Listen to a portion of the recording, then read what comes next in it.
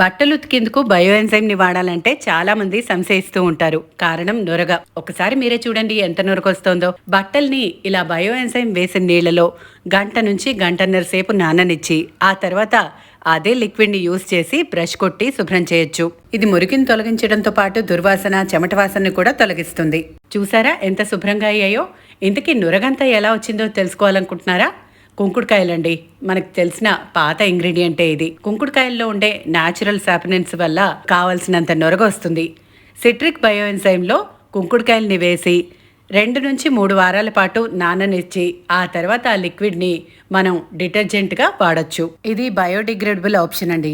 అంటే ఇలా మనం తయారు చేసిన లిక్విడ్ మనం వాడాక భూమిలో కలిసిపోతుంది. పర్యావరణానికి ఎటువంటి హాని కూడా లేదు. అంతేకాదు ఇది స్కిన్ ఫ్రెండ్లీ కూడా. మరి ఇంకెందుకు ఆలస్యం, తప్పకుండా ట్రై చేయండి.